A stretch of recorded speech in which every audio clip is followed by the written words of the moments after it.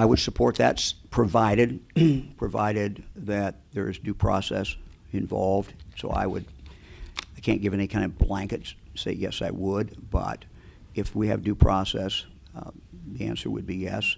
And if I could, about school safety, I want to mention three things that I think are very important and that a DeWine Houston administration will do. One is we'll have a mental health specialist in every school in the state.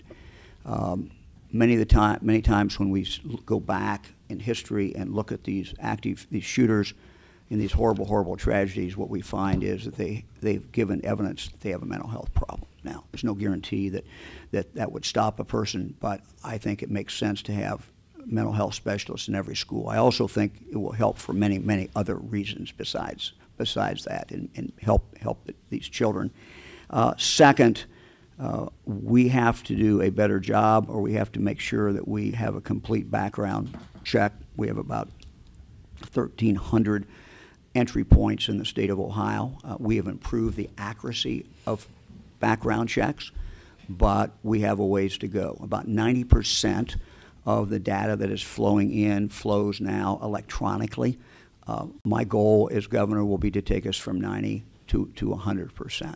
And I think that will dramatically improve the accuracy of these checks, which ultimately, of course, means that people who try to get a gun who actually do have a felony, but it's not, somehow it was missed and not in the database, that issue will be taken care of. I also believe, that schools should have school resource officers. That certainly would be the optimum thing to do.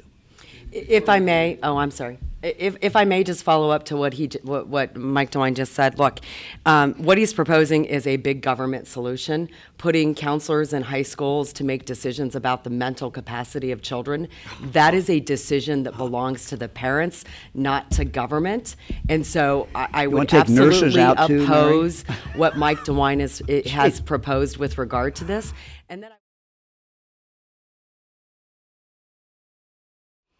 No, we have the Second Amendment.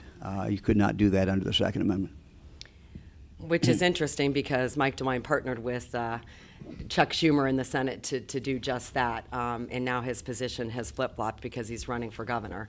I am an ardent defender of the Second Amendment. I stand very clearly and firmly on my position with regard to the Second Amendment, and my voting record during the time that I was in the legislature very accurately reflects where I stand.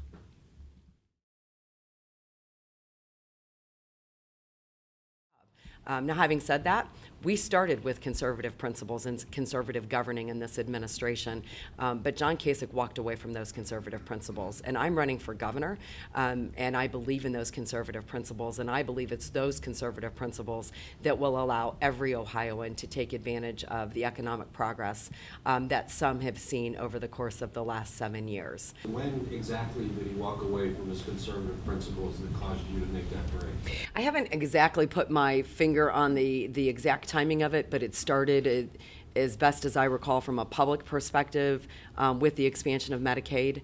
I voiced my opposition to the expansion of Medicaid from within the administration, and I think that it was earlier on in this administration that I would have liked. I continued to be the conservative voice at the table and tried to speak up where I could, and in fact, was successful at times and not at others. In fact, because of my work at the Department of Insurance and the actuarial analysis that we had done, we were able to prevent the state from setting up an Obamacare state-based exchange. Could I just say something about this? This is about the 8th time she's talked about that.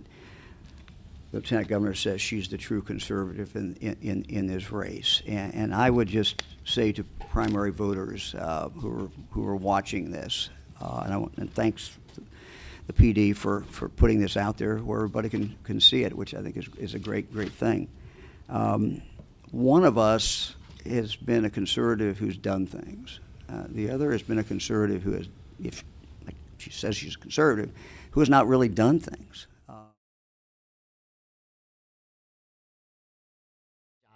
We are the ticket that can truly ensure that government shrinks its size and only funds the things it should fund hope with the ultimate goal of giving Ohioans more opportunity and more freedom to make decisions on their own. Mary, you act like you never were elected to office or have never served in office, and then you're just brand new, which is I spent quite 16 it's quite years an working in the quite an private amazing. sector as a CPA. And Mary, I've had a lot of experience working in business as well with our family businesses.